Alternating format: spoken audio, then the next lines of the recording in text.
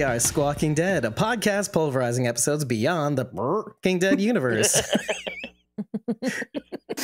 I'm your host, David Cameo, and I'm joined by Cosmom09, Rachel Burt, Sharon D, aka Blazy Gardner, and Bridget, ko-fi.com/Punky Brewster. That's PUNKYBRUISETR. And we're here to talk about the series premiere of The Walking Dead, The Ones Who Live. We did react to it a couple nights ago. We live streamed that discussion on YouTube and all streaming channels, as well as last night's live stream, which doesn't matter because who knows when this is going to come out. But yes, and then the very next night after that reaction live stream, we also did a live reaction of The Walking Dead, The Ones Who Live Q&A, filmed at the 92nd Street Y, moderated by Dalton Ross, and featuring Denai Guerrera, Andrew Lincoln, and Scott Gimple, which was kind of cool. And I'm also editing that up. Very rough edit, so it's not crazy. And hopefully that'll be available shortly. When this week's materials are all finalized, they're all going to be included in the blog, so you have them all in one place. And I'm also going to be stitching the featurette that we did last week into the reaction podcast. So it's kind of like a nice little opener that takes us into the reaction discussion, featuring, by the way, our friend Thomas O'Mara at Celtic TSO on all the social medias. So that was a nice little bonus for us. We don't have too much housekeeping, but you know what? Since we created the logo for our The Ones Who Squawk, we're definitely going to be including that in our merch store. And I was very surprised at how well it was received, the logo. I didn't tell Mainly people, by hey, me. Yes, first by you, because you're like my yardstick. You're very critical and I love it. I need it. It sounds so mean. Like I'm just like, no, Dave, back to the drawing board. But completely unprompted by the likes of Fan Art Lindy and David Carranza. And I'm like, I didn't ask them to comment on it. They just did. I'm not a very creative person, but I'm getting better at this. Very clever. If you see it now, It's there clever. it is. Tell him. Thank you. Thank you very much. We did our first impressions the other night, but Bridget wasn't here. So let's invite her to give hers tonight. So I enjoyed the episode. Akila, as some of you may know her as Kyle. Like her name is Akila, but person. you know, drunk people just can't get her name right. Also known as Kiki. Kiki has come to camp with me every time that I've gone. And actually he's come to every convention with me outside of New York Comic Con. And she did that because I was like, hey, new friend at work, watch this show.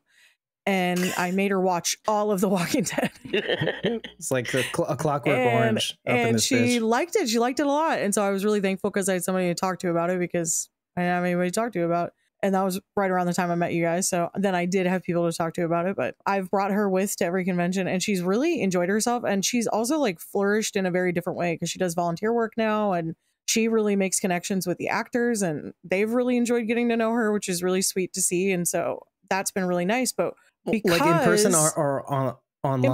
In person okay. only. Okay, that's what I thought. She doesn't even mess with the online portion, but in person, they're like, that's Kiki because she's so smiley and bubbly. So they remember her. It's often a joke when we come back, actually, that nobody remembers me and they only remember her. The ginger shadow of Kiki. And I'm not sad about it. I'm fine. So this is the first time that we've actually been caught up to the same point. She was behind on Fear and then she couldn't get caught up because she's a very busy person and she's actually getting married this year. So like even more busy on top of all of that. We haven't really been able to watch anything together that's come out because she's been so busy. But when I told her that this show was coming and that Rick and Michonne were coming back, which obviously she knew because she went to the final viewing party of the last episode of The Walking Dead with us in Covington. We often Georgia. call her our intern because she does free work for us. We do not pay her. Thanks, Akila. She knew that was coming. She just didn't know when. And so I shared that with her and she's been really binging World Beyond because I told her that I thought it was really pivotal that she watched that before. And she had started it already, but she couldn't really remember, so she had to go back and rewatch. And so she's almost done with World Beyond, but she came over on Sunday and we got to watch that together. So that was like a big deal to have someone to watch the episode with. I have always watched this show, anything in the Walking Dead universe, alone from the very beginning until now. I think I had one friend who I worked with back in like 2012, 2013. maybe who watched The Walking Dead, but like hadn't watched it from the beginning. So she wasn't caught up. So again, she like had to stream it. And then, so we weren't seeing it together. So I've never like had a person to watch any of the shows with, because like I, dated an abusive a-hole who like, why would I watch that show with him? Because I Yeah, want my to wife's that enjoy way it. too. She doesn't want to watch it with me. No. And then my husband now stupid. is just like, you're watching zombie stuff again. Like, really, Bridget, this is all you're ever doing. And so he's not really into it. He'd be supportive if I was like begged him, but I don't want to force him to watch something he doesn't want to watch. So, right. So I'm very thankful for that. It's kind of a different perspective to have on this, but I enjoyed it for that very specific reason. I think I would have enjoyed it either way, but that's why I enjoyed it specifically. Because you get to have this now, which is like not normal for you. This is a big deal. Yeah. Yeah. Let me add on to that a little bit, because ever since we started putting out materials for The Ones Who Live, from the Q&A to the featurette to all that other stuff, we've been getting more subscribers, and it's just been very, very nice to see the numbers go way up, way more than Fear, obviously Fear. but still. You mean your numbers didn't go down with Fear? Like, no, they did. Well, the way I put it is that it dips, right? Fear comes around, it dips. World Beyond was actually interesting, hovered between our usual Walking Dead coverage to Fear, but this is unprecedented. We were getting way more views. So I think it dovetails nicely with what you just said, Bridget, because, well, the whole reason why we started this podcast was because the fandom was consolidating. People that used to watch in person don't. That's why we started podcasting. Carol had moved to Florida after moving already to New Jersey, and while I was living in Brooklyn, New York. I'm still living in Brooklyn, New York, but still. And the same could be said from the people that we had on, that their friends were moving off The Walking Dead. It lost its popularity. So that was one of the impetus, one of many impetuses. And there's only one impetus. But one of the main starting reasons of this podcast was because it was a way for us to draw in each other so that we can all sort of comment on this show together for friends that were no longer watching the show together. I mean, even me, I got started because a friend recommended The Walking Dead to me. I started watching. We had Superstorm Sandy and all these other things. So there were moments where I could watch the show together with somebody in the beginning. Obviously, we went our separate ways and stuff like that. And then on top of the fact that the podcasts in the sector of the Walking Dead universe weren't that great. I'm just gonna put it that way. I was listening to it and I'm like, oh, here's another thing I hate about this show. Isn't it great? So I was like, why don't we just make a podcast where we can still be critical, have fun, and maybe talk about why it's so good rather than why it sucks? Because that's every podcast ever. Like 80% of the podcasts are why things suck. So another reason to start a podcast, to bring us together over something that we love and why we love it, and all the details of why we should. Well, I just shared how that's so sweet that I get to watch it with somebody, and we literally just got approved for screeners, so that's like no longer applicable. Ooh. Wait, what was the thing? You'd said something very specific. I forgot. Oh, we're making it. What did you say? We made it. We finally made it. Yeah, she's gonna say that throughout the episode. I also tonight. said no. I said it before when we got the cease and desist. That's the last time I said that we finally made it. Exactly. This is now the second time that we finally made it, and I'm hopeful that things will happen, like we can monetize the YouTube channel, and then I will feel like, and then we've made it. So I'll just keep saying that over time. I think saying that every single time, we've made it. Like every time we reach a milestone, we've made it again. I think it's pertinent. We just made a thing. Cool. Well, your story notwithstanding, or maybe in addition to your story, obviously watching the show with Akila in real time live, your first impressions of the episodes together. What were your feelings about it?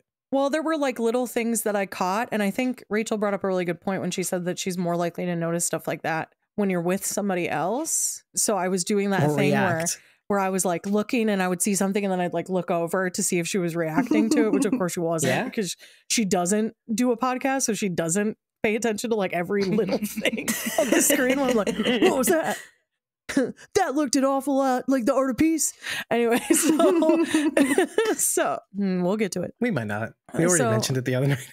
Aiden put up a really good blog post thing that I wanted to read through because he brought up a lot of really good points and I want to kind of touch on those. But anyway. Oh, so he wrote a blog about this episode? He did like an update on Facebook only. I checked his website and it wasn't on there. I assume he's writing one up for probably the website later. But right. Anyway. Whispers to your member, Aiden Atkin. His website is aidenscornerentertainment.blogspot.com. It's easier to go to ko-fi.com/Aiden Atkin. Is it though? Actually, what is it? Aiden's Corner Entertainment? I don't see. I already forgot it. I think while I was watching it, the only thing that I thought, this is really good. This is really well done. This is what I'm glad this is what I wanted. The only thing that would make it better is if it were shot on film. Right, to get that graininess. That was the only thing I could think, because it was so clear.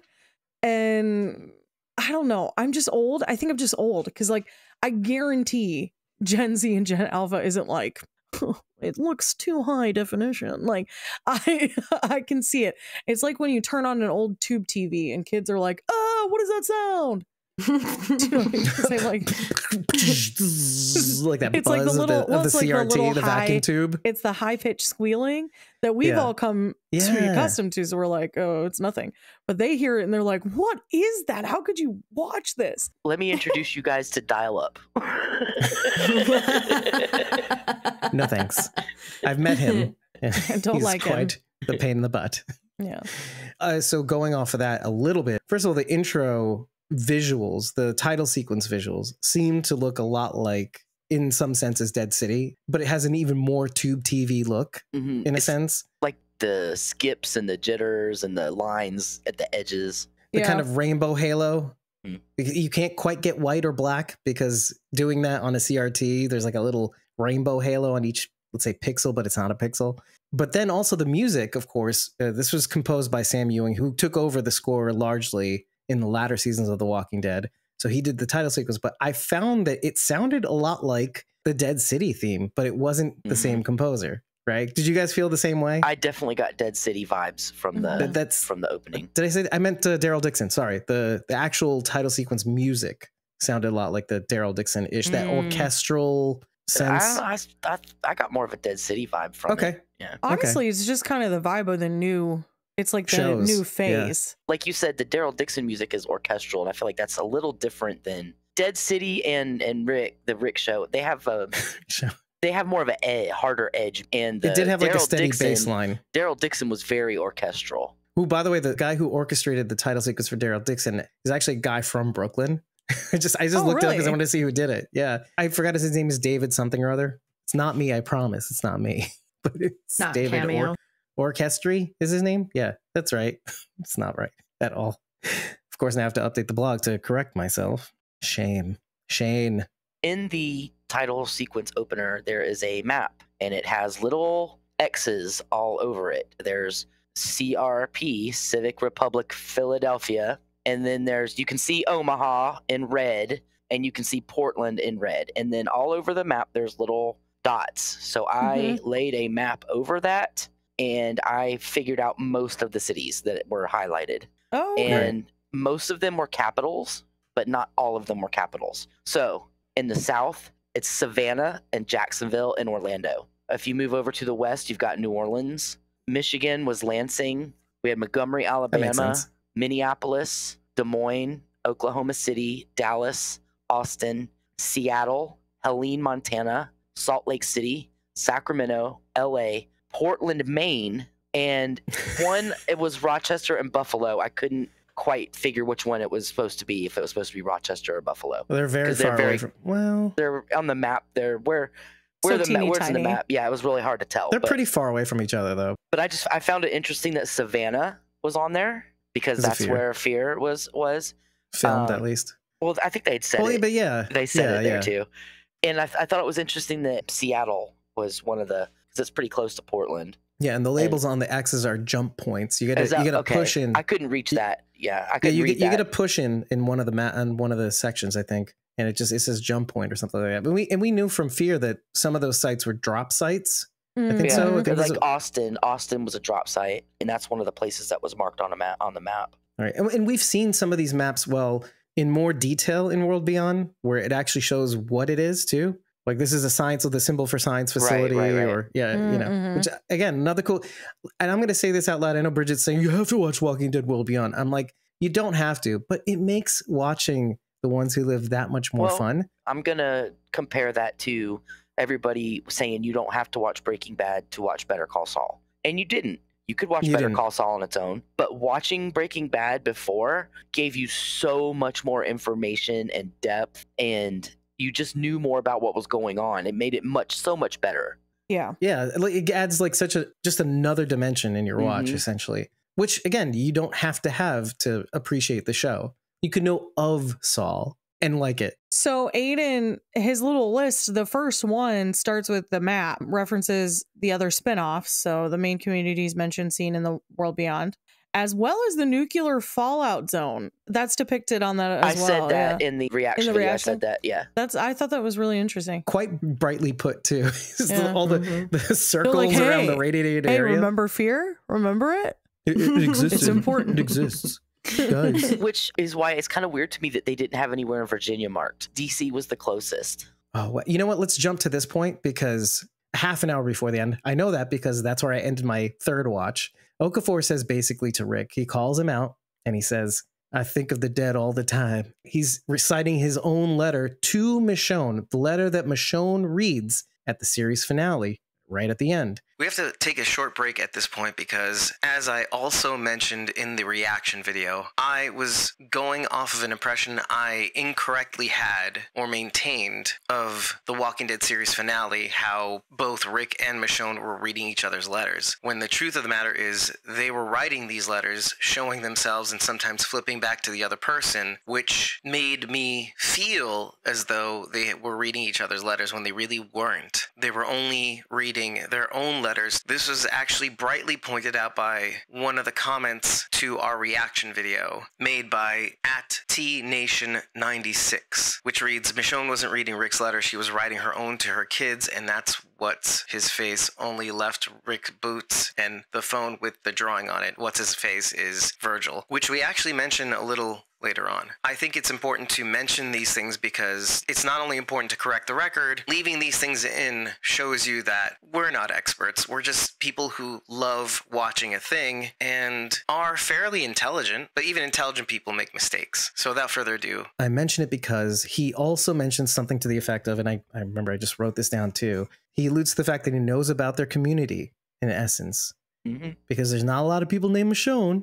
And if I looked right about where we picked you up, I said that in the live stream, they have to know about Alexandria. I think they know there's other communities out there. It's just that, is it even worth their attention? They're small potatoes. Well, yes, the CRM. But since Okafor is going a little off book and he's very interested in A's to make changes at the CR, now here's my question. I have a question, and I think this is like the fun thing that we like to do, because we like to get into it, just thinking bigger thoughts, because this will go into other things too.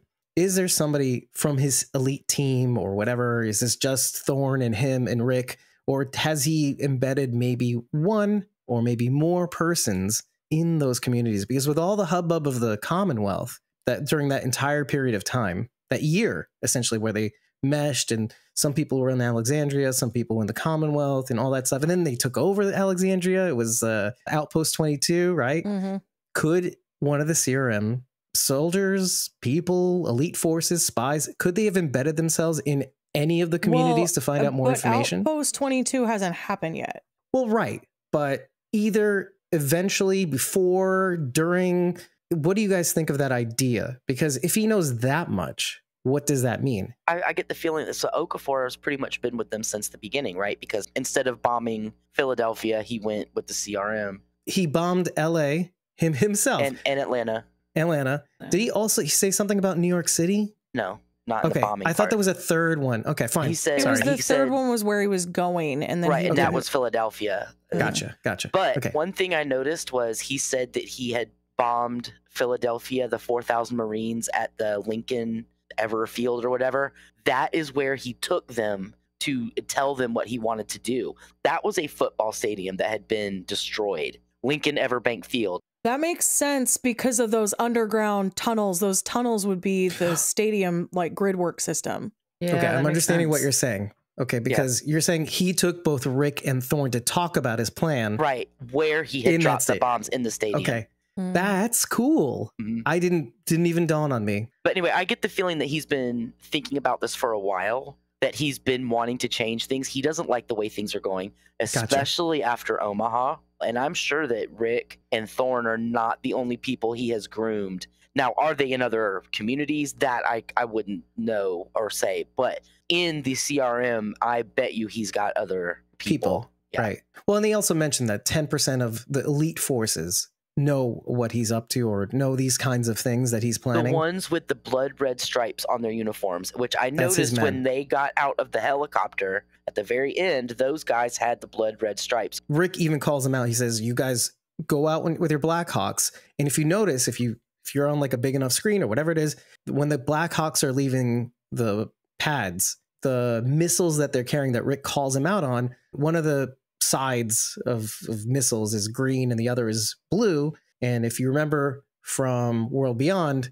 some of those missiles carry those chemicals meant for obviously Omaha, etc. But do you agree? Because I mean, I think that's what they were out there doing, at least for the CRM or whatever. I mean, that's what I'm thinking about it. Portland and Omaha were that big, and the Commonwealth is getting that big. There's no way they don't know about the Commonwealth. That's kind of what I'm saying. They have to know about. So they have to be embedded. So, like, just on the note of the question, and I have yet to hear from Rachel and Bridget. Do you think that they definitely have somebody or a presence or something embedded in any of these communities to know a little bit more about it? Just based on what they pulled through on World Beyond. See, this is why World Beyond is critical. I'm sorry. Hands down, World Beyond is a requirement. I'm sorry, because you wouldn't know what happened to Omaha, right? In the campus colony if you didn't watch it. So then none of that really has any meaning to you. It has a deeper meaning to all of us because we watched it. There is critical information in that show. In horror, too, by the way. We wrestled with it. Like, oh, there has to be a greater purpose to this.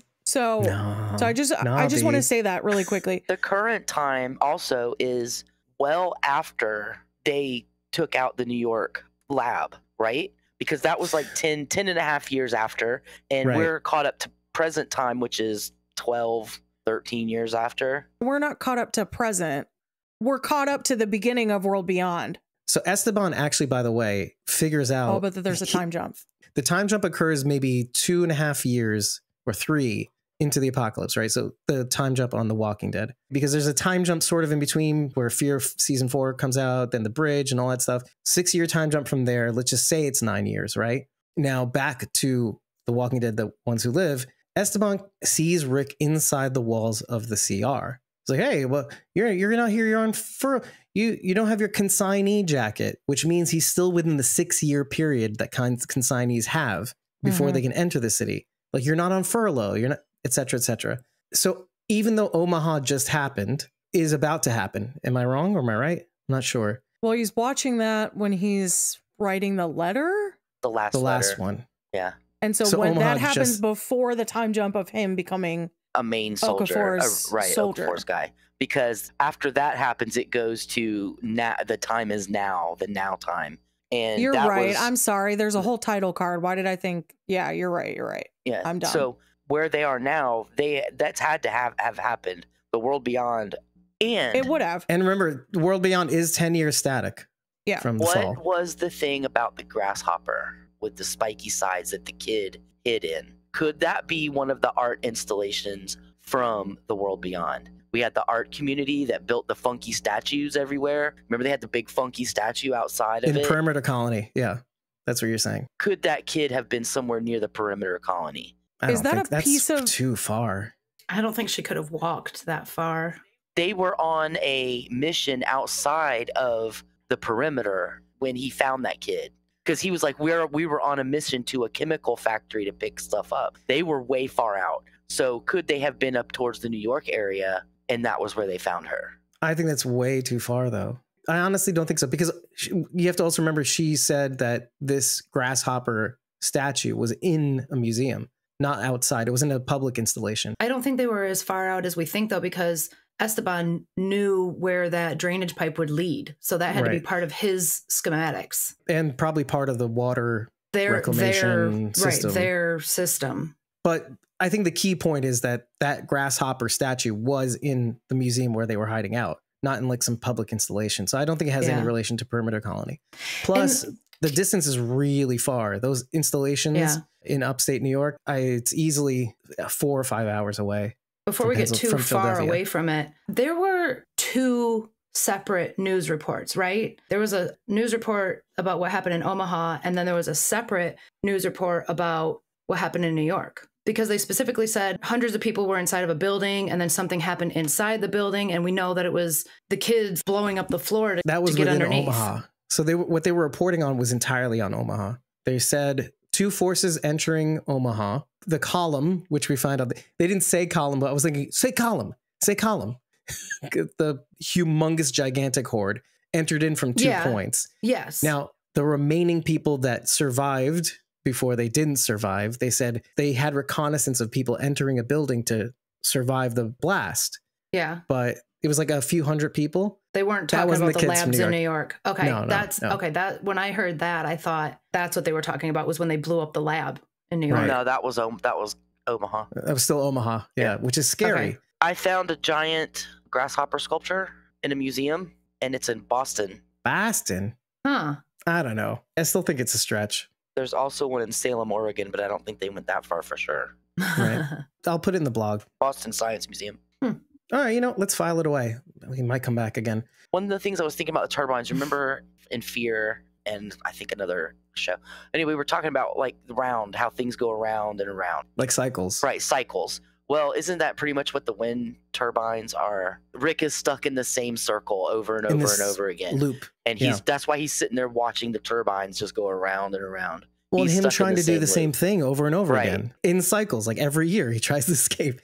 But included in that, and I want to bring this up because the one thing you do see throughout this episode is red light. When Rick and them are in the fields trying to clear the burning dead in the initial sequence. Well, not the intro sequence, so that was him in front of the TV, but in the field, and he cuts off his hand, which we talked about. It's really cool, blah, blah, blah, whatever. The thing that you see first is obviously the red lights, the floodlights that come on. I'm like, okay, that's not very effective, but still it's to make a point.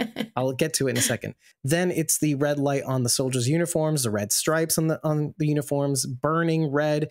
I looked it up because even though it was kind of dumb to look it up, like, oh, what does red light mean or red eyes mean or something like that? One of the things that came up as a theme, a narrative theme, is that red lights indicate usually that you're recording or that you're being watched. Red eyes means malevolence, essentially, related to rage or vengeance. But the whole you're being watched thing triggered me because something that we said in the 2nd season of World Beyond was sort of in the middle, and then it gets on later on, and it's a theme that kept repeating. One thing that the CRM loves to do that I suddenly realized they're doing in this episode is that when they see that you're doing something wrong, they don't stop you. They let you keep doing the thing to see how far you'll go. Until such a point where they kind of have to stop you. We see that in this episode. I wish I could bring up a specific handful of examples that I could bring from Walking Dead World Beyond, but I see that theme is coming back here on 2 fronts.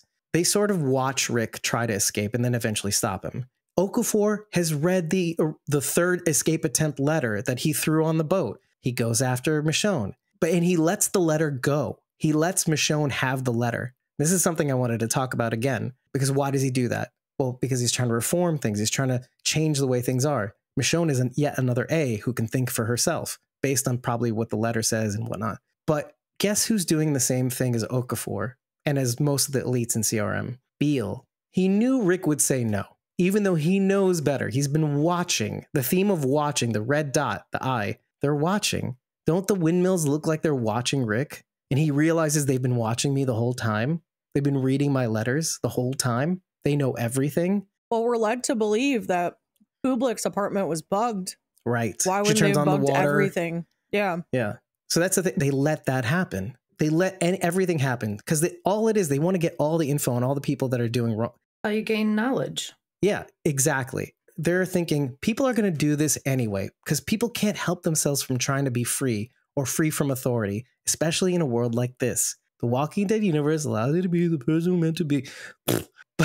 But they know that. So they're like, okay, you know what? Let's let them run around their gerbil cage. Let's see how far they get. It's a good idea from a power standpoint, because if you just watch them, observe them, you know what's going to happen. So you can, like you said, they are gerbils. So they'll let them get so far, and then they can find out all these different ways that people are trying to escape, trying to get out, trying to do this, and then they can stop it before it even happens next time. And reinforce their measures, right? Absolutely. And which we saw.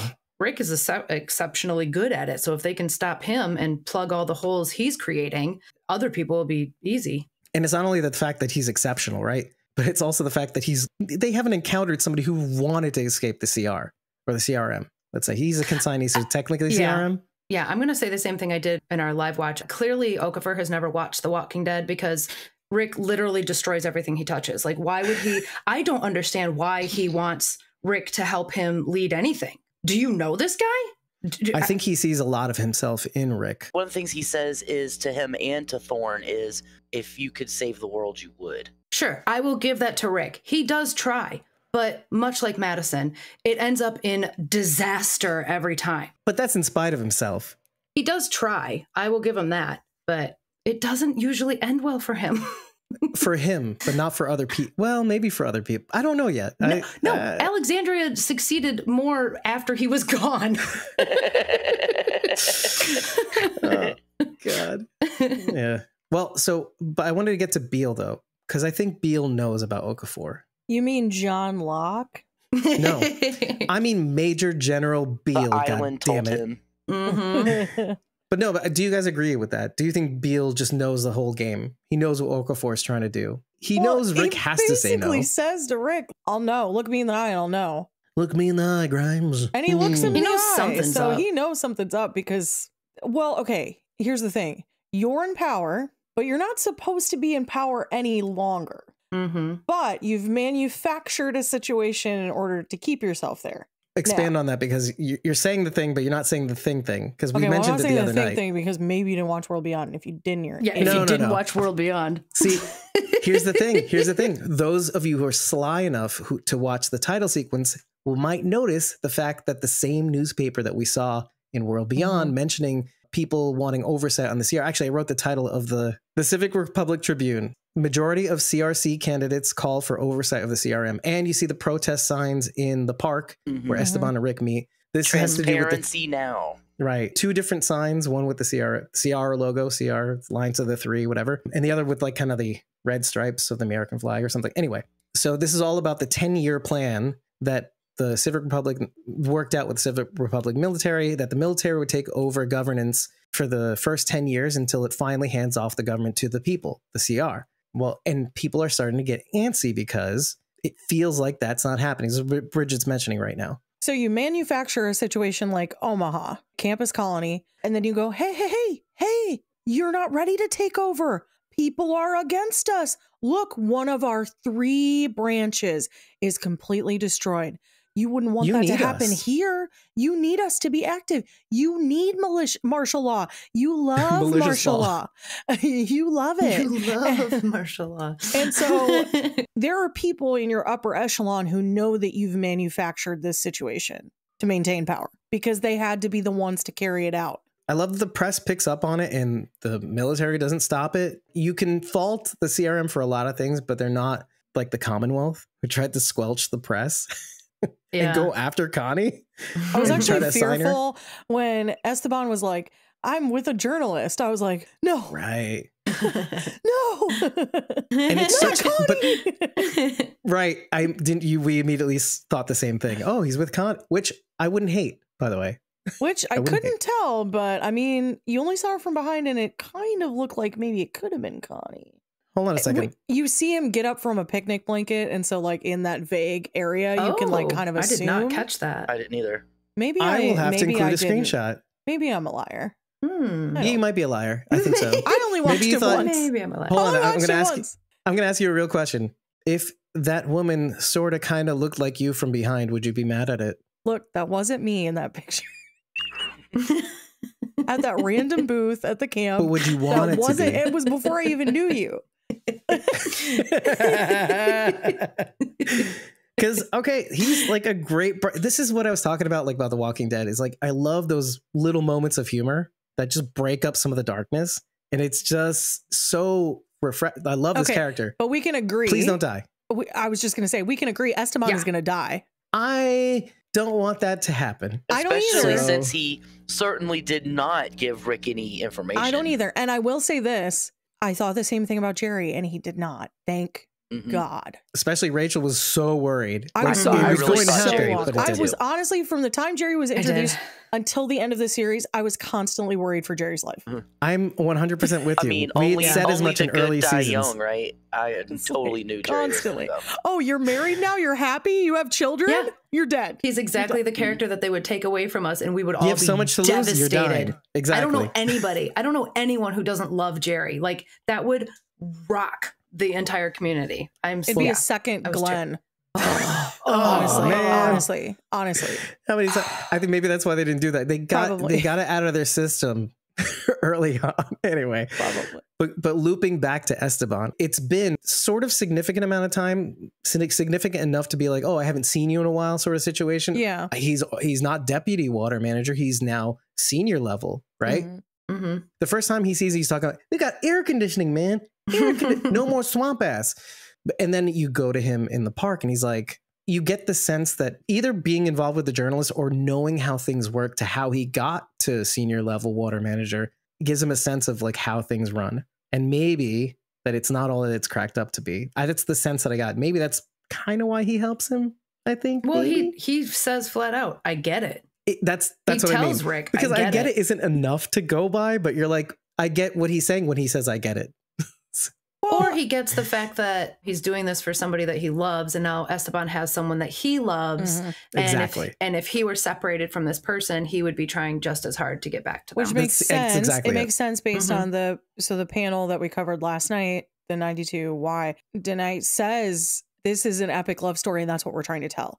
So Mhm. these little critical moments of like, I get it because now I'm in love just goes to further kind That of theme. point at that. Like, look, this is a love story. Mm-hmm. One of the things that bothered me, though, how did Rick not figure out before that being a part of the CRM would give him more opportunities to escape? I can see it. You really see the light bulb go Right. off when Like, Esteban says that, and well, you're no, like, when duh. Okafor says it to him, Rick's not stupid. No, but And he that can really- be. He puts kind of blinders on sometimes. But when your whole goal is to escape and you're trying to find every possible avenue to escape, why wouldn't you think that having a role where you have more freedom would give you the opportunity to escape, where you go out further afield and you're not just on the outskirts? I could see if he'd only been there a couple of months or whatever, but he's been there for 6 years. How has he not figured this out?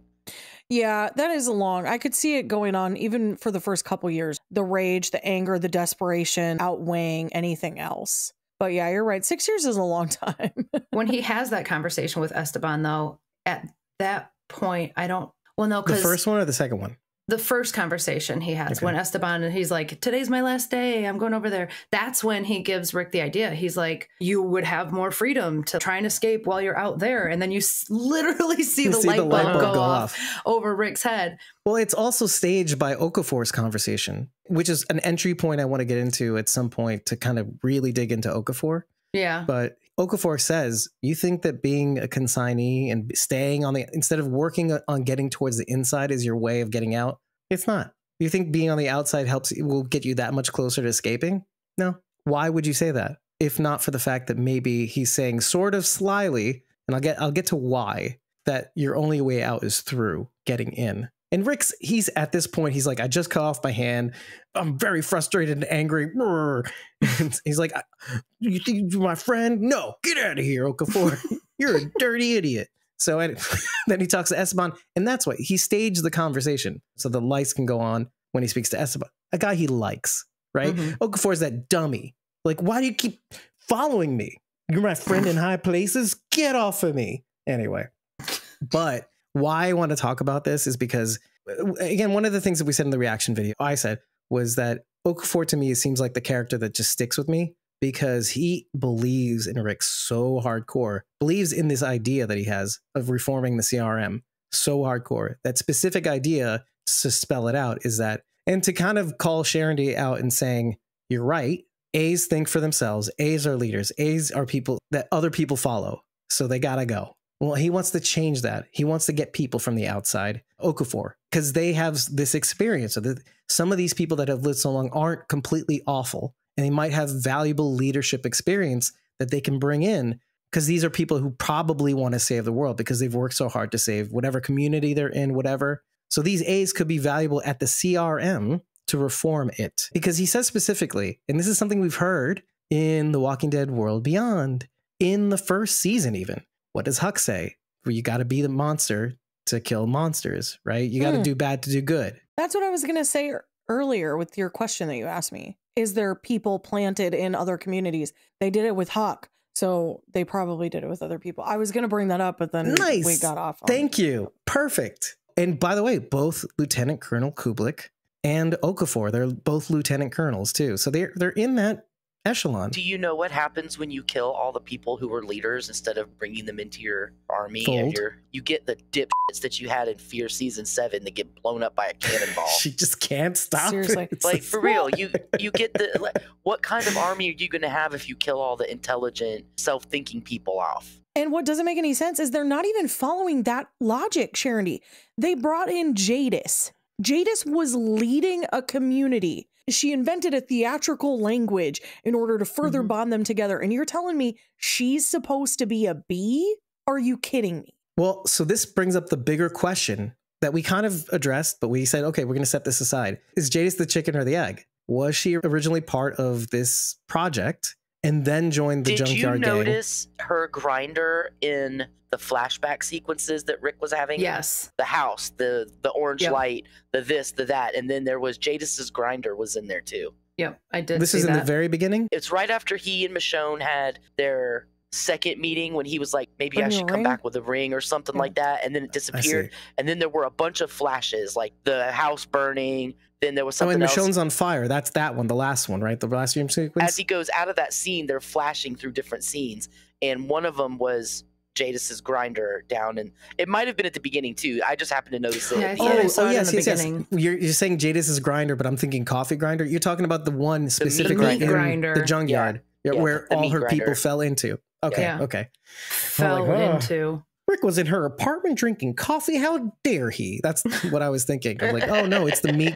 It's the meat grinder. It's the organ grinder. I don't from the remember junkyard. Jadis having a coffee grinder. And the walker that Rick ended up soldering his hand on had all the spikes and stuff in its face, like Winston. Right, Winslow. Winslow, yeah, Winslow, Winslow. Sorry. yeah. Which, by the way, I wrote that down in my notes. I said, oh, but they're at a farm. It could be a pitchfork. So I was like, yeah, maybe sticking out of its head. Sure. But of course, I'm thinking nefarious. No, I wanted to get to the bigger picture talk about Okafor, essentially, though. Okay, there's the thing that I mentioned earlier. Why does he give Michonne even the opportunity to have even a whiff of where Rick could be or that he's still alive? So, but wait, there's another point. There's another point I need to bring up. He also brings up at the end, or another Omaha, signaling what Rick has been suspecting all along, that the CRM is behind Omaha. And thirdly, the swear on the sword line that I mentioned in the reaction video, swear on the sword, but don't let it take. I wondered throughout my third watch tonight whether Okafor's intention was always going to be to have him reunite with Michonne. I wanted to know what you guys think of that, because there's other evidence too. So Michonne found the boots and the phones on a boat when she was on Bloodworth Island, right? Right, and the letter itself, right, at some point. Okay, and he said, I went back and got the letter and read it and blah, blah, blah, and I found the phones. But how did he take the boat and set it at Bloodworth Island? And how did he know that she was at Bloodworth Island to find the boat? Unless, what's his name? Virgil. The dude, Virgil. Virgil. Unless Virgil is one of the people who are an implant. Because how else would Okafor know that she was just going to magically be at Bloodworth Island and find this boat with the letter and the boots and the phone on it? Okay, I thought Rick has a bunch of phones and a bunch of letters. And In so this I episode, assume yeah. every opportunity he has, he's dropping them in various places. The boots were very explicit. He threw the boots onto that boat and she found the boots. Yes. And wait, hold on a second. Rick throws them onto the boat, but he never gets the chance to get on it. Where does Michonne even find Oh, they're inside boots the boat. and stacked neatly in the shelves, Yeah, right? but didn't Virgil say something about he saw them on the And boat? he stacked them away. I guess it's possible they stacked them away. How would Okafor know that she would find it? So did just being on a Okafor boat? specifically mention the boots? Am I just not remembering that? I don't remember if he did or not, but we specifically saw the boots get thrown on Yes, the boat. but is Okafor specifically referring to that letter, or is he referring to a different He said, letter? I found the letter that I went back to Rat Island where I picked you up, and I went and found the letter that you threw into the water, and I picked it up and read it. Right. It's the same letter that Michonne reads at the series finale.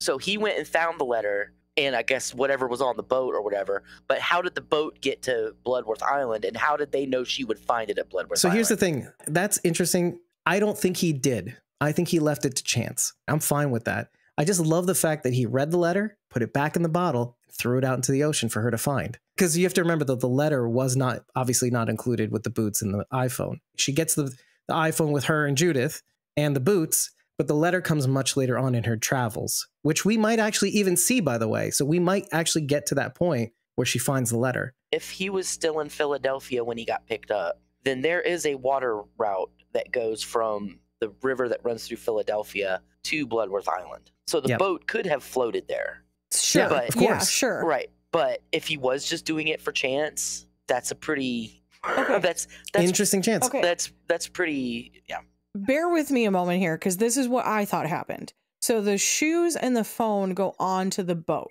Okay. That's what she finds on the boat. The letter is separate. Mm-hmm. Who's to say that he didn't write many copies of the same letter and put them in many different bottles? Okay. And Okafor only found, because that's automatically what I assumed had happened. It's entirely possible. But Do you the think fact that her he's read drawing it, on the phones, because he had several phones with her drawings on it, do you think he was putting those out there with the, like, hey, have you seen this woman or whatever? I don't know if he was just throwing them out there so that she would know, like, he's still alive. I don't Since really when know. were our phones now their canvas? They are now the canvas of the apocalypse. I wondered if it was just something that it's like, it's trash to everybody else, so it's like easy to find. yeah, I could agree with that. That's what I thought happened. So this the letter thing to me wasn't that confusing, because I was just like, oh, there must have been another one. Well, it would have to be the same exact one that he's throwing out there. Well, I'm But saying, either way, why- he found it. I could see that, but still, it's much more fun. I to mean, think maybe that- Okafor yeah. threw it back. I don't know. But Well, I mean, anyway. they could just be saying they're meant to be together, and that's how she found it out in the Well, it's also opportunity, thousands right? of miles and on a tiny little island in the Delaware River. On a wing and a prayer. That she was all high on Jimson weed, and she just happened to find his stuff. Like, okay, all right. Well, I mean, Virgin does mention Virgin. Virgil. Baby, though. Virgil. He had a daughter, didn't he? Immaculate conception. Anyway, Oh my gosh. so Virgil does sort of mention that, okay, what had happened with that boat was that a strike force had come in, I think, or something like that. He mentioned something like that in the episode. I thought it was So- like weather. I thought weather had moved it. But anyway. I'm just saying, it could be the CRM is like, or specifically speaking, Okafor's presence may have brought that boat to Bloodworth Island too. I have to rewatch that episode to kind of confirm that. You are right. Someone did take them from the deck and brought them in. You are correct. That did happen. Well, that Someone would have did, to happen. someone Yeah. did Yeah. touch them at some point. Twice, Rick and Roshone mentioned the big blue building. Do you think that has anything to do with something that's coming up? First, she says it's past the big blue building. Wow. And then he says, should I just keep walking past the big blue building to my desk? And she says yes. That's a case of Kafka's gun. I talked about this on my channel. Kafka's gun is a writing mechanism in which something is brought up in the first act, i.e. a gun, in passing. Then it has to be utilized by the final act, because otherwise, why did you bring it up? Mm-hmm. You brought it Mhm. up so that you could have a weapon for the final act so you can kill somebody. So it's Unless the like, writing's bad. that does happen. That does happen. But you're right. It is Yeah. setting Here's up an for something. oxygen tank out of nowhere magically that we can't trace how it got here, but here you go. I fixed it by stabbing at it. Anyway, but yes, yeah, I think you're onto something. But I kind of mentioned this in the reaction video. I think it could be also used metaphorically. The big blue building is the CRM. She says to walk past the building for now, essentially. His cartography office, You'll right? The get cartography there. department. I believe in you. Exactly. And there might not be his office. There could be, you'll get into the big blue building. It could be a bunch of things. Yeah, I never took it as a literal building. Yeah. I think it was more of a metaphor. And we know that the color blue has come up over and over and over and over throughout this Rachel. entire season Mhm. or I didn't series. write that. This I entire didn't even write series. that. And I'm the one who ranted on and on about that in season 8 of The Walking Dead. The paint means innocence or something. Blue is like Victims. hope. That was what they were Right. painting the walkers with when they yeah. were tracking the walkers in the world beyond. They were putting blue paint on them. Or was it Was it It was red orange. paint? Orange I thought it was paint. orange. So it paint. was blue. Yeah. Dr. Balthazar, what was his name? Bath, Dr. Bath, It Baphomet. was blue, and I remember this because the doors, they were painting the doors blue, putting blue X's on the doors in fear at the beginning. and that's how Okay. I remembered that they were putting blue paint on the I just walkers. watched that episode. Oh, I'm Oh, thinking World that's Beyond. why. World Beyond, they were That's why. marking You know with what? orange. I forget Oh, the yeah, I'm doctor's talking name. about World Beyond. Yeah. You and I were both in the World Yeah, Beyond that's what I universe, was and she was in fear. Huck and Felix were spray painting them blue. Yes. but Yes, that's Elton what I was meant. No, right. But Elton was painting them orange. yeah, But Yeah, what's his name again? It starts with a B though. it does. But Dr. Baphomet. Balthazar. That's not it. No, it's not any of those. Dr. Baphomet. Baphomet. Yeah, he's like a demon. no, it's He's right. he's a Stop goat saying guy. it. He's a goat guy. Ooh, stop summoning them. I know. It's like I summon thee, Baphomet. it's Dr. No! Beetlejuice. Bannerman. Oh, that's what Dr. you would Bannon. say, by the way. You said, "Oh, it's Dr. Bannerman." I'm like, "No, Rachel, it's not Dr. Bannon. Bannerman." It is a B. Anyway, it doesn't I'll bring it matter. up in the blog. I'll look for it in our blog. But anyway, when I heard him say big blue building, I thought, okay, it's a metaphor, and the color blue we've seen over and over and over again. Like, you just need to get past this obstacle to get to where you're going. You know, now that you say that, by the way, I thought the big blue building was the CRM or the CR or whatever it is. But when you say the blue paint, the reference, Jadis, whatever it is, the handprints that Carl and Judith. The blue wing on Daryl's Mhm. vest. Oh, We've seen jacket blue from Judith, right? We've seen blue come Yeah. up throughout the series. By the way, and that's a Gimple thing. Just so everybody's clear, it's a Gimple thing. Oh, it means something. Simon stepping in the blue paint, tracking. Anyway, so you saying that actually makes me think a bigger thing, because I thought CRM, but I'm thinking now, what if the big blue building is saving the world? Because you'll get there. I believe in you. You're going past it. Okay, we're going to go past saving the world. It's not going to work. But eventually, and Okafor says something hauntingly similar. He's like, listen, you're going to get to that point. You're going to find that point. And when you do, I know you're going to make the right decision. And Michonne sort of says the same thing in the dreamish sequences, right? So it's kind of like, I believe in you. You'll get there. I want to bring up another item from Aiden's list. Michonne tells Rick that she believes in him, which echoes something Rosita said in the first half of season 8. I believe in Rick Grimes. The world's going to need Rick Grimes. Well, that's the thing. That sentiment has been echoed That was through more many, echoed. many, many seasons. When you guys were talking a little while ago about to become what you were meant to be, that The is Walking Dead something universe? that Martha said several times throughout In season 4? 4B. Yeah. She wanted Morgan to become what he was meant to be. Like, that rung my bell. As soon as they said it, I was like, wait a minute. Dirty The Martha? dark version. You sounded like Yeah. Dirty Martha. The filthy woman. So well, while we're talking about A's, B's, they call them delts. So we have Yeah. alphas, betas, and deltas. So what is the C? You have A's, B's, The CRM. and D's. What is the C? Well, I assumed that Delta Chum. was because you're going by the military alphabet, and D for dead would be Delta. That's where I assume that came from. do you think that's their name That's for the what dead? Delts? Yeah, That's what they yeah. called them. They mentioned it a couple It times, and I was like, really- what I are they talking struggled. about? I wrote You're delts, right. question That's mark? what Beale refers. Okay, sorry. Yeah. You're right. So I thought that was just simply the militaristic, whatever it's Well, called. I mean, that's alphabet. one Another thing, name for walkers. but It's another Yeah, name for But I mean, That's I what get, I'm I saying. get that's Yeah. the military designation, but still, you Mhm. have an A and a B, and then you have a D. That leads me to believe that somewhere in there's a C, and we're going to find out what that is. So maybe C's are just the random people still existing out there, Commonwealth, not part of anything but their own little thing. Well, that's what I thought the delts actually meant, because they lived in the Delta. I don't know why I thought that. And here's the thing. I thought it was an actual person. So when Beale was saying monstrous, like So about it's Okafor Delta having Burke. to...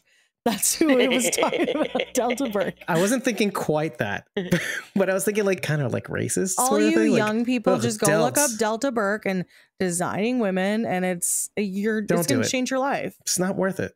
It's not worth it. It's worth it 1,000 times. She was also on an episode of Who's the Boss I just watched. Hey, that's Suzanne Sugarbaker. Oh, my stars, Suzanne Sugarbaker. Suzanne Sugarbaker.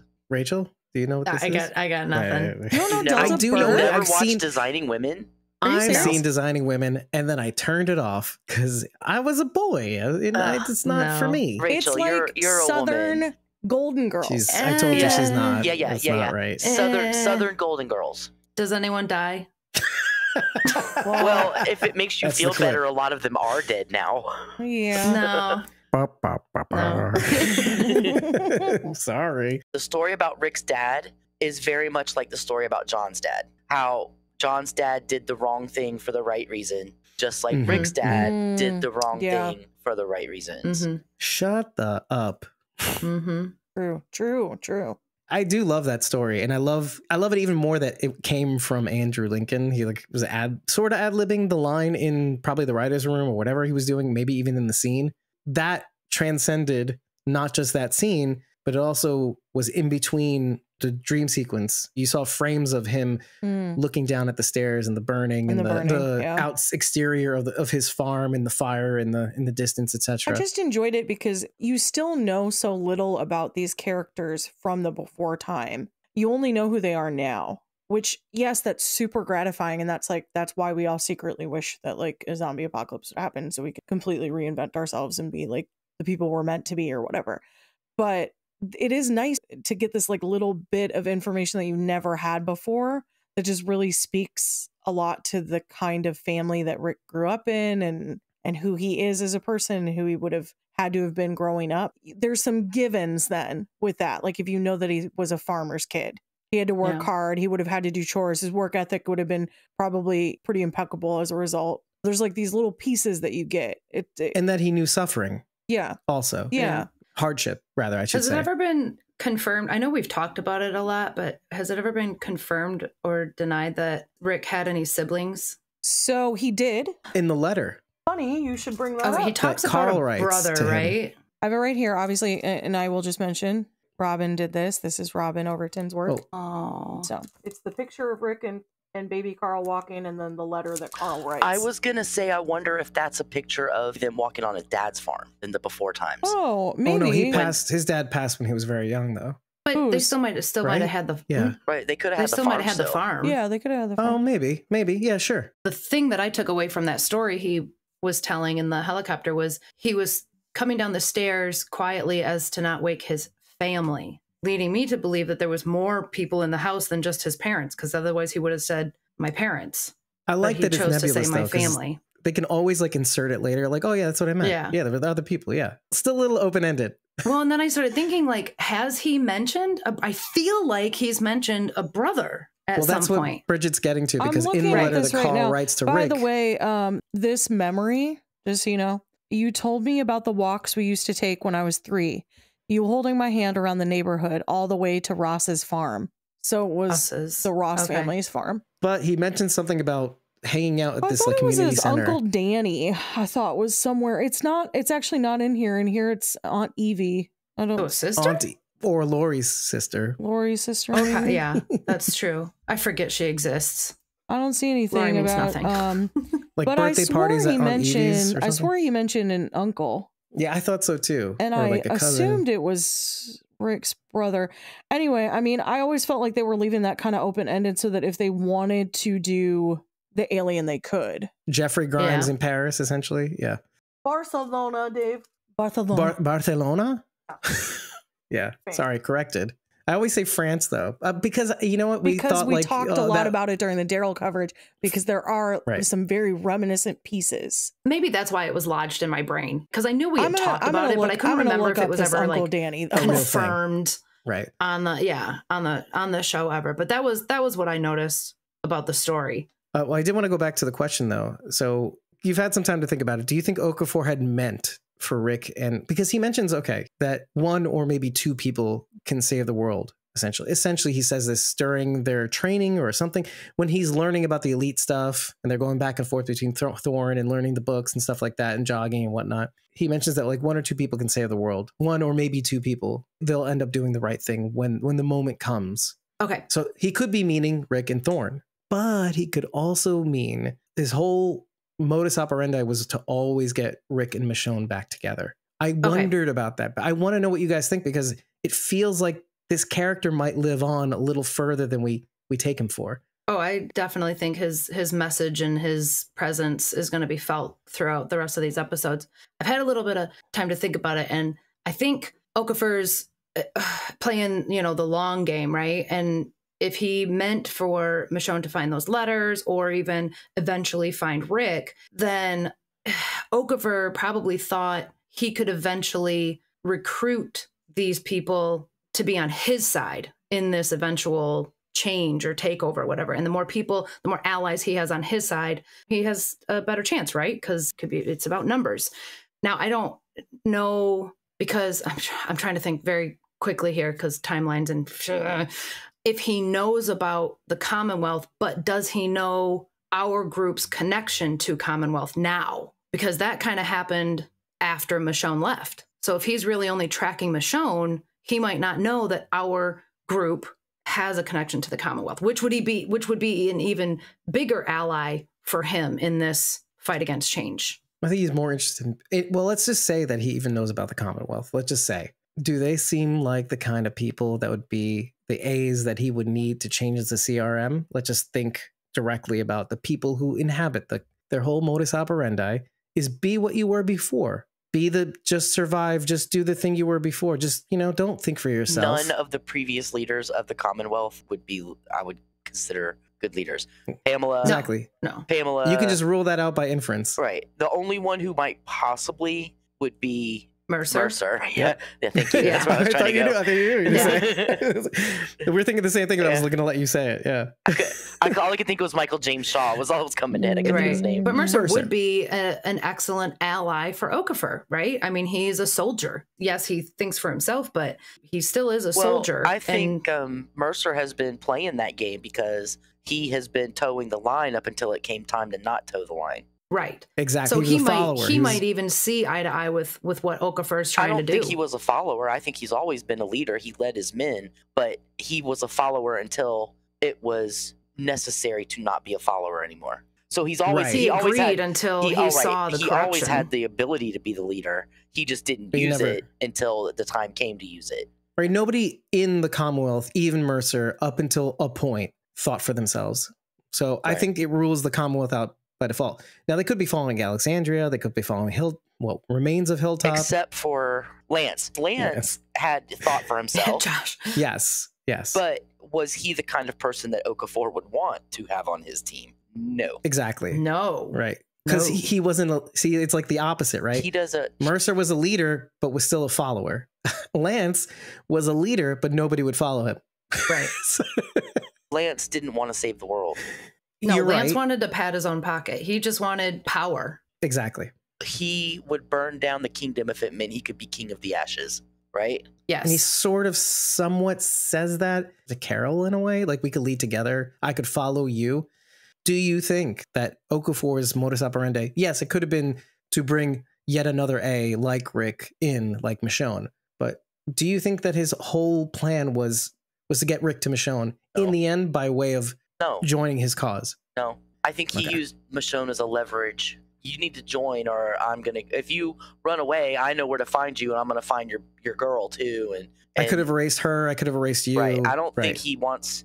But I want you. I think, right. Like maybe what you're what you're alluding to is that I know that if I erased her, you would never follow me. Well, not only that, but you're going to follow me, or I will go erase her. It's the carrot, and the stick. The carrot and the stick. Here, I'm going to dangle her in front of you. Maybe he knows that if he takes Rick out in the open like that, Rick is going to eventually try to bolt or something, But basically, he's like, here is Michonne hanging on a stick like a carrot, so you will do what I want you to do. But to bookend this, I think, and this is fine. I'm okay with no answers. That's fine. But what I really, really love, more than just that, that's a fun thing to play with, right? Like, oh, was his whole intention this or that? Okay, that's fun to play with. It's like, oh, was Sebastian, not Sebastian, what is the guy's name? Negan's disciple sort of situation? Brandon. Oh, Why Sebastian? Brandon. Was he a fiction? Was he all a dream, right? Was he all in his mind? Anyway, that's fun to play with. Why would Okafor want him to find Michonne? Because once he finds Michonne, he's not going to come back. He is going to leave with Michonne. Well, he could bring Michonne and them in, but after Rick has been there, why would he want to bring Michonne and his daughter into a place like the CRM, knowing what goes on there? So Rick wouldn't want to bring Michonne and Judith in there either. And Okafor doesn't know enough about Michonne to say, oh, well, she would be a great addition or this or that. He doesn't know anything about her. He's had years of letters to probably look through too. But that doesn't tell us who Michonne is. Well, through the eyes of a person he believes in. But that's actually that's fine. The only reason why I latch onto this as much as I do is because what Okafor felt he had to do, kill his wife, the Marine, from preventing her to bomb the city. And I felt like deep inside Okafor, You think his wife wanted to bomb the city? My feeling was that she was part of the Marines, that she didn't want to do it. And so to honor her wish, he bombed the Marines so that the city and that's fine wouldn't be bombed. too. Yeah, I know. I'm down with that. He killed his wife to give her what she wanted. But I think there's a part of him that's like, of course he would do it again and again to save the world. And he sees that in Rick, in a sense. But I think there's maybe even a part of him that in order to, like, there's an order of operations. I need Rick to actually submit to the idea that he could be the kind of person that would save the world if necessary, because that's what's needed. Because he says, like, there's a tipping point. If we keep going like this, there's a tipping point and it's coming soon. I need people like you to save the CRM. Because if this keeps going on like this, we're going to fall. Our models of how we're running, based on how many soldiers they must be losing out in the field. All the dog tags hanging out in the greenhouse. Because there's a lot. There's a startling amount of dog tags, right? He needs to submit and then he can reap the reward. And then it dovetails very nicely to what he says about how he had to kill his wife to save one city. And it happens to be the city, the Sierra, the one big city that's left, that's hidden. So I feel like in the back of his mind, he's thinking, maybe I could reunite these two together. But I don't even really want to talk about that, actually. So like, was she at the football field that he bombed? Yeah. Is that His how wife, he yeah. killed her? She was one of the 4,000 Marines that were at the Preparing. football stadium that he dropped the bomb on. Right. And we're sure of that? I think he's pretty sure of that. Yeah, because he says, I killed my wife. She didn't want them to take out the city, but she was going along with it anyway. And he had the option to bomb the city, and he decided not to. But he had to kill her to do it. As a rule of thumb in this world, if you don't see a body, Yeah, well, I mean, we saw a lot of bodies. Yeah, they were still moving around in the rubble, the dead, where they were meeting. No like you one's could see in the gone till they're foreground and gone. in the background. those are the Marines. So they're pretty good. So that brings, I mean, that makes yeah. it even more poignant that he decided to take them there in memoriam to teach them. Yeah. What is this for? Even it's sacrifice. Sacrifice is brought up a lot. He says this to Beale. He says, but so thank you for leading me there, because he says you already made the choice. The choice he's talking about is he meets with him in the green room when he talks about Millet during the day. And he says, Rick says, I'm all in, essentially. And he does the all in thing on poker or whatever with Thorne in some of the B-roll. Yeah, yeah.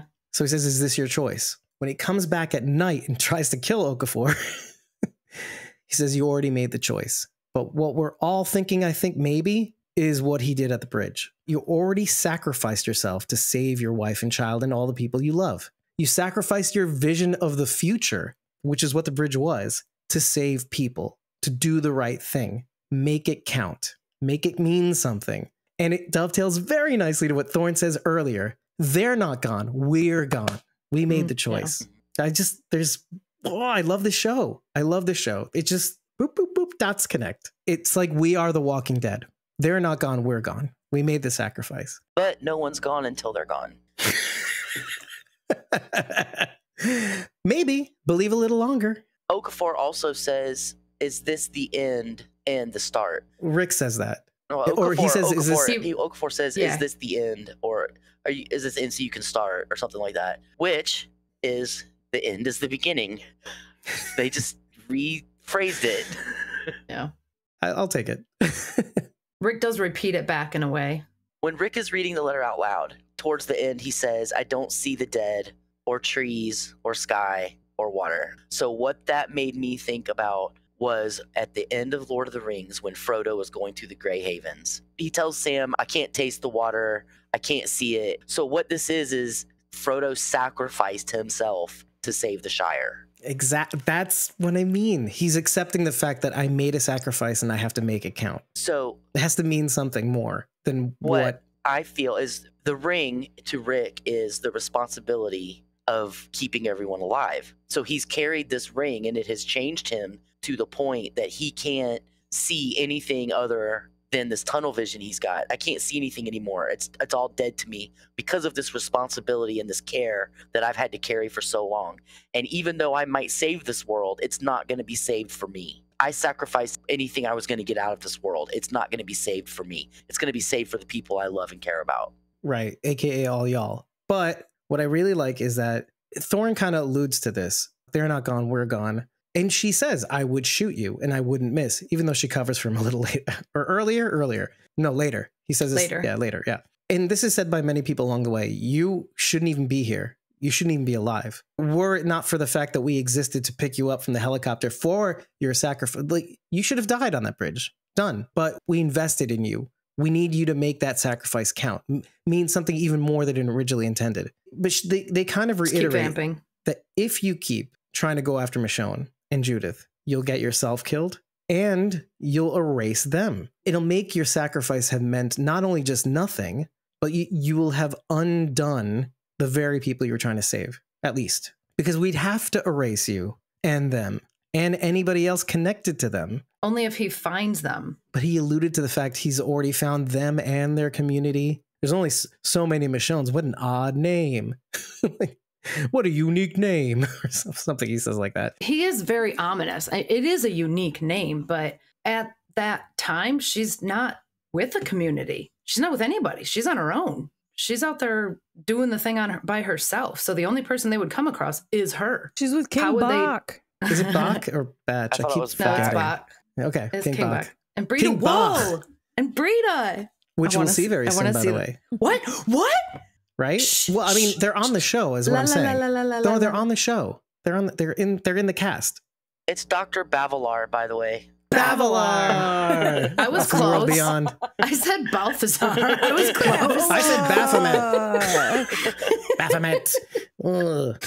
By the way, I found out there is no brother to Rick Grimes in the TV show as of right now. Okay. That's yeah. I have not mentioned him. So I don't just know something that why we've so distinctly concocted. I assumed that it was that the name Danny even sticks out in my head as like that was the name of the uncle, but I don't know where that came from. I remember Mandela effect. Morgan talked about having a brother, but I don't remember him saying the brother's name. Yeah. Right. So all Near we the know end, is Aunt Evie. There's an aunt. Aunt Evie. And he mentions his Grimes. grandparents, but you don't know if it's But it could have Rick's been parents or Lori's Lori's parents. Something or other. Yeah, you don't know. Anyway. Can I mention these other things on the list that Aiden put together? Because they're fun, Dave. Sure, let's play with it. They're fun. I'll say, oh, Aiden, come on. Terrible. No, so they're good. Never. They're really good. I like Aiden's it. really I really, sharp. really like it. Okay, so the map one we already went through. This isn't Rick's first rodeo with an axe, although he's seen using it throughout the main series. He uses one to cut off Jesse's hand in 609, and later in 701, Negan almost has him cut off Carl's arm. I have that in my notes because the way he paused as he was getting ready to cut off his own arm, it made me think that is exactly how he did. He even had the same look on his face. Yeah. Yep. Esteban jokingly asks about seeing Rick's stump, something that echoes Milton asking, "Can I touch it?" asking Herschel to see his stump during 313. You got to buy me dinner first. Yeah. And he said, shout out to my friend Jared Fishwick for catching that one. So that wasn't even Aiden. That was someone else that came up with it. I love how he gives credit. I know. Our fledgling birdie bird, he's turned into an eagle and he's soaring. Lieutenant Colonel Okafor hands Rick and Thorne a copy of The Art of Peace. The Art of Peace. Did anybody manage to get the other two books? Oh no, I didn't go back and look yet. It's very difficult. Yeah, I couldn't. It's very dark too. It's really dark in that dark. scene. I was trying to see Rick's hand when they were playing poker, but it was shadowed. I couldn't see it. I couldn't see his cards. What he used to be. Well, he went all in, and that alone made her fold. Oh, you meant he could have been bluffing. He could have been bluffing. Well, yeah, he could have, but she didn't want to take the risk. Yeah. Very illusory. Foreshadowing. Ooh. Yeah. Or just narrative elements. He mentioned Okafor being part of Operation Cobalt, because that was the name of that operation. That's the LA bombing. When Michonne reunited with Rick, it's similar to how she found Andrea in 213, with both Rick and Andrea crawling away as Michonne cuts down whatever is in her path, which it is that backwards movement. Yeah. So trying to kick yourself away on the ground. Very clever. Yes. Love it. Rick finally learns how to fly a helicopter after following them since the very first season. After all, Morales did call him Helicopter Boy. He did. Loved that one. I loved that one. Great work, Aiden. Honestly, this list is awesome. Rick attempts to use a grenade to escape, just like he escaped the CDC in 106. Special shout out to T Walking D World on Twitter for that one. Never. Look at how I'm editing this out. I'm kidding. Only because he says cock and bio, and that was the pussy. I don't know what it was. We don't need to. Anyway. Anyway, next. We talked about The this. events mentioned in Omaha are depicted in the series premiere of World Beyond, likely meaning this falls to a similar spot in the timeline. The telecast is also something we've seen before from another Lieutenant Colonel, Elizabeth Kublek. Right. Mhm. Exactly. And then he said, I'm sure there's plenty more. Did you catch anything? And then... What a content creator that fella is. Yeah, people did not Did respond you see with anything Tell us new. more in the comments. They just said, great list, dude. That's all he said. He should have said like and subscribe, even though it was a blog. Yeah. There's Rick's hand. Oh, the fist. Oh, Yeah. The socialist fist. it's very political. Blur that And out. look, that's Blur exactly that what out. his, it's exactly that what his out. hand looks like. It is actually. Sharon was holding a photo of Except the- then there's a That's giant knife up the Union middle of fist. it. So what does that matter? What does Right, that mean? Exactly. That's like a big middle finger, really, but on the inside. I have to outside. say, it was so reminiscent. Everything about that was so reminiscent of Merle. Okay, And it actually so like makes sense. the cutting off of the hand, you have to do it yourself because it's the only way you're going to be able to get away. Same thing for Merle. He had to cut off his hand, otherwise he would have been fine. But he had heat stroke, and then he runs and cauterizes the wound, which is exactly what Rick then had to do because it's obviously what you have to do. Even though he did kind of tourniquet his arm with the belt. Mhm. Right. He to still prevent it needed from he still needed to bleeding out. cauterize to Yeah. prevent Yeah. infection. Oh, yeah, yeah. Would Yeah. have been the main reason at that point. By sticking it in smoldering Into a guts. walker. Yes. It would have been hot enough. It would have been fine. Well, We won't Anyway. talk about that. And then he gets the hand and it's got an attachment with a knife, which also reminded me of Merle. So I just thought there was Mhm. like a lot there that was reminiscent of that. And that's from way back. So that was just kind of cool. I just want to say that this look fits in very well with the posters that were in Kublek's apartment in The Mm. World Beyond. The all propaganda of the posters, yeah. old propaganda posters. That's Yeah. what we got. Yeah. I also like the attention to detail when they're sitting on the boardwalk. They have the light post there, and they have a CRM little banner banner flag hanging. thing, And yeah. just like when you go to any town, There must just be such cool little set pieces from this that I'm sure people have now. Oh, the people from the cast and stuff have? Yeah. wow. I mean, just like little well, I mean, pieces. if they got you know, season those little 2, background they're pieces. gonna- She said, then I will not fall for that trickery. She's been doing this long enough. about been handing doing her this long sword enough. back or getting her sword back. Yeah. You know, Gimple coached them all before they went out there too. He had to because Andy just flies off the handle and says whatever he wants. Hey, Andy, please don't spoil anything for this. That's why I don't want to ever see you again, Andy. It's fine. In person. You know what I thought when we were watching that yesterday was that if ever we get enamel pins made for the podcast, For us. we should have one turned into a bolo A bolo tie because of Gimple's cockroach. for bolo? Gimple. We could just send it on over to Gimpy. I just thought that was cute. We got to make a quality one I know. too. I thought yeah. an enamel pin, if you swapped it out for the bracket on the back, could be very cool. I think it should be the fist because that would stand for Rick's chopped off hand and Lydia's chopped off hand and who else? Merle. freaking It everybody. also stands for some Aaron. other things in the world that I don't know that he would want that on his neck. like certain sexual yeah, things. I just, What? you know, it might open you up to a community that he's not ready for. You know what? We'll I just just- leave that in the atmosphere. That's fine. Just saying. Some of them have suction cups at them.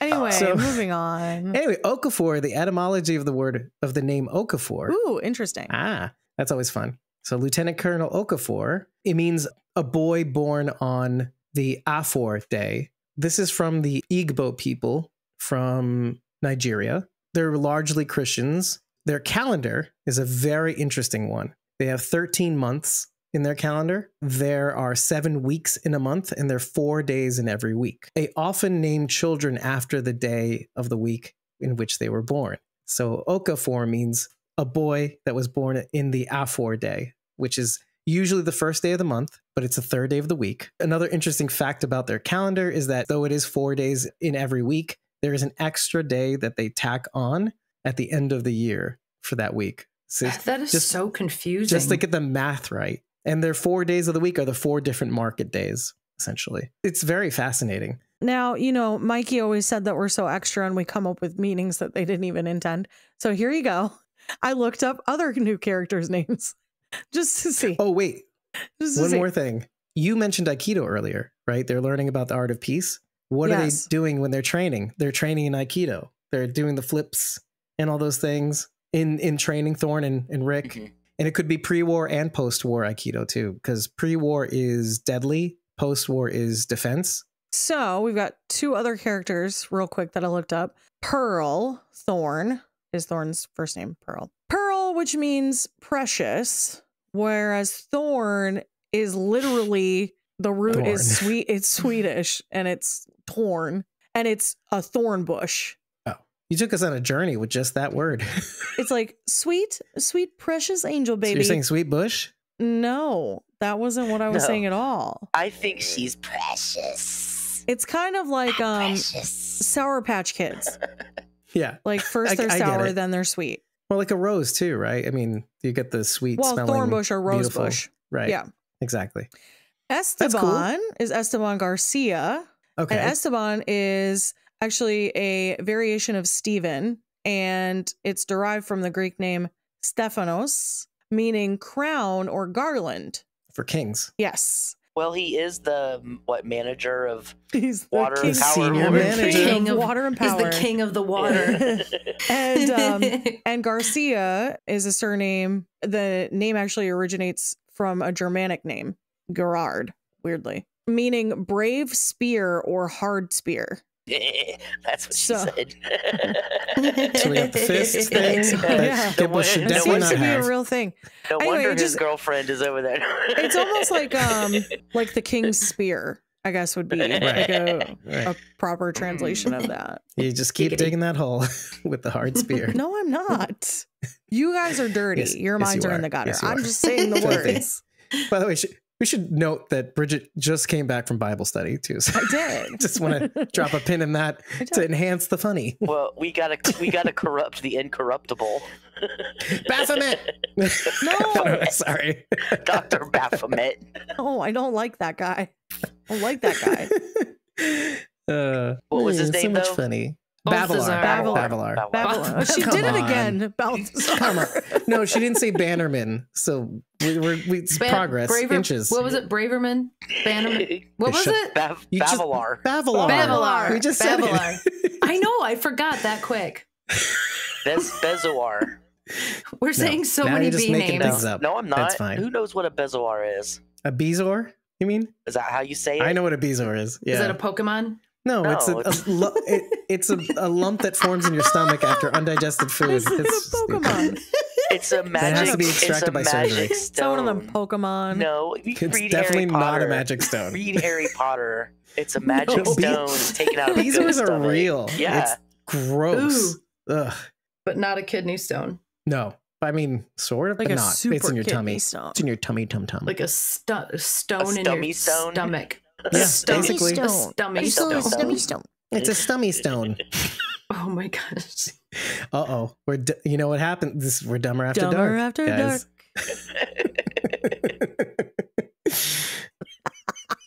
You're It's close. so fair to guess that that's a Pokemon. It sounds like It a Pokemon, does. doesn't it? Pokemon! Okay. Bezor! I choose you. And it's this big. It's like Meatball from fucking Aqua Teen Hunger Meatwad. Force. I think With, like, hair in it? I've seen that Pokemon. Yeah. Meatwad. And it's like It's like the a- evolved it's like a form of purple- kidney stones. It's like a purple rock with and it's arms like and Bezor. Bezor. Yeah, because they all say their name. Kidney stone. Stummy stone. That's its You know, attack. it's called the Brood Stummy Witch. Stone. Yeah. It's the Brood You Witch. stummy stone. Bezor, use Stummy Stone now. Pew, pew, pew, pew. Throw my devolved form at somebody? gosh. No. We just lost every follower we ever had. Well, that's staying in for sure. Oh, okay. Yeah, there is one more thing. At least. Oh, Knowing gosh. me. I like that Beale backtracked and told Rick the story of Philadelphia, the CRR, but etc. Okay. He says the CRM was part of the Pennsylvania National Guard, which wasn't too far off of my theory of the civil defense when we were talking about the scene in which Huck was being interrogated by Felix when they found her and brought her into the campus colony. All the signs on the wall were from the civil defense. the circle with the triangle on the inside, that symbol. Mm-hmm. And so him talking about the Pennsylvania National Guard squaring off against the military is not only reminiscent of my theory about the civil defense rising up and becoming the CRM, etc., which was formed, by the way, during the Cold War, which we do see a reference of in this episode. And it was formed specifically during the Cold War to prevent chemical attacks, nuclear attacks, etc. Put that aside. The National Guard facing off against the military is something that Althea also said. Mm-hmm. It was her whole reason for getting the tape, because she has the truth. Exactly. Yeah. I love it when a plan comes together. For those of you who don't watch Fear, it's such a cool little nugget. And now that we hear that Okafor's team was responsible for Project Cobalt, that he personally bombed LA and he personally bombed Atlanta. It seems ridiculous that he was flying across the United States to be the only person bombing, but it does, doesn't it? I digress. It's fine. But but in a Black Hawk, those things go really, really fast too. It seems like you probably have other people who can also bomb things. Yeah, and it also depends on his rank too. Because saying that you bombed it could be that you're in a position where you coordinate those attacks, let's say. I feel like doing something like that, you wouldn't want too many people involved either, though, right? True. Like the fewer people that know about this, the better. Maybe. Yeah. What did he say? What branch of the military he was in? By the way, was it Army? No, it was Air Force, right? Yeah. He's Beale said that Okafor was part of the Air Force. Yeah, Air Force is also pretty elite too. So I mean, you'd have to be in a certain level to get to where he's at. So it would be kind of what he's doing now. It'd be like a subsection of the subsection that would have to know about that plan in order to carry it out too. Interesting. Only 10% of the 100% of the CRM know about his plan. So it's kind of the same scenario. One of the other shots that was in the opening sequence was the breakdown of the segments of the military. You had command, and then there was like one square in the title sequence, right? And then you had like, I forget what the second one was, and it had several. I got you. Squares. Yeah. The infantry was the last one, and it had a bunch. So I'll try to form this more in a question, but I'll explain and I'll show it obviously in the edit. The image in the title sequence that you're referring to is the two types of CRM soldier or units, let's say. Mm-hmm. Or it could be what Okafor is referring to. It's the left is the elite top secret. I think it was the unit breakdown of the way the army was built, because you had command, and then you had a smaller group, and then you had a bigger group, and then you had infantry was the biggest group. Well, they had titles. So let me tell you what it is. The left column, the left side of the paper is top secret. This is T secret, top secret, elite clearance. And the right is infantry clearance. The left one, that command structure is command is only one dot. And they push in on it later on in the title sequence just to push into the command. It's like one person. The remainder is front lines. And that's 30 people, let's say. On the right side is a whole other column. That's the infantry clearance column. So you have 70 supervisors. It has 70 boxes. So those could be lieutenant colonels, let's say. And then underneath is all the infantry, which is at least 210 plus. It goes on, but we don't see what the end of that is.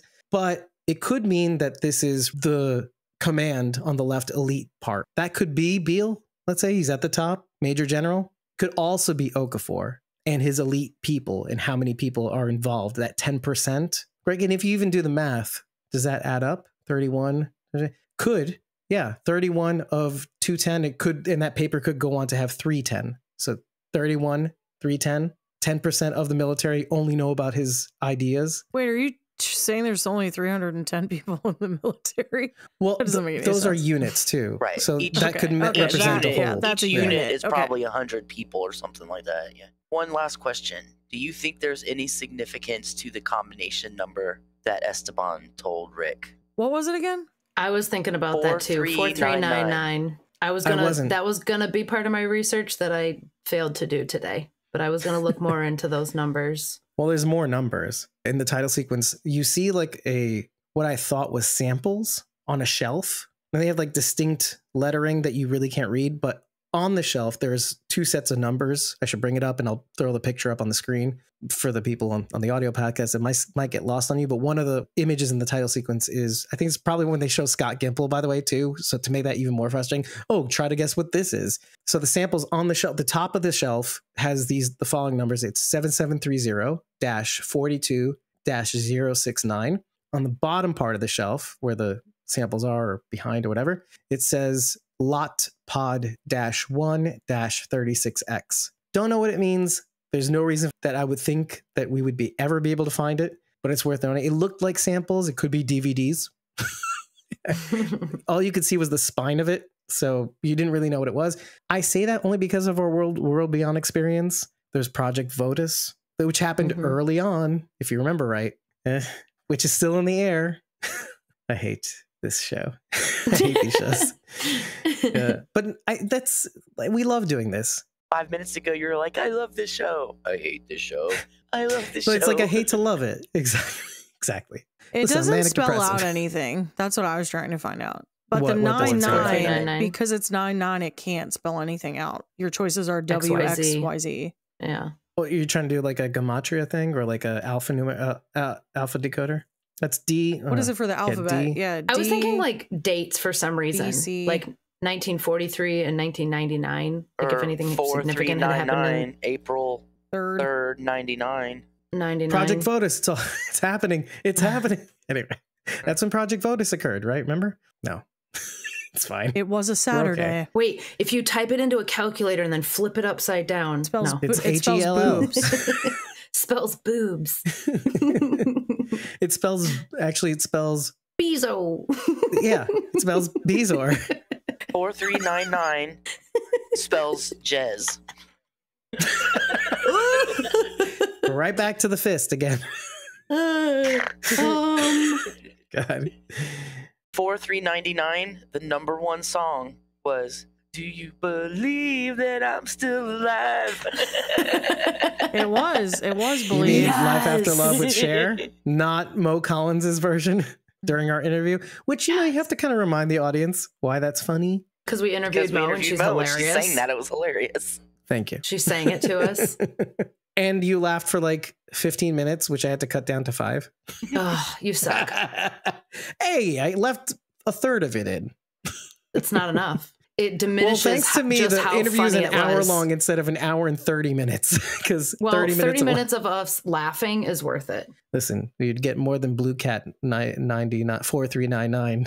Wow, what if that was his thing, by the way? Blue Cat 4399. It's Scott Gimple.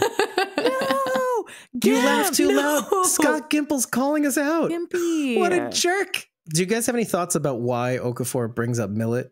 Because it's like sorghum. I was thinking the same thing. Okay.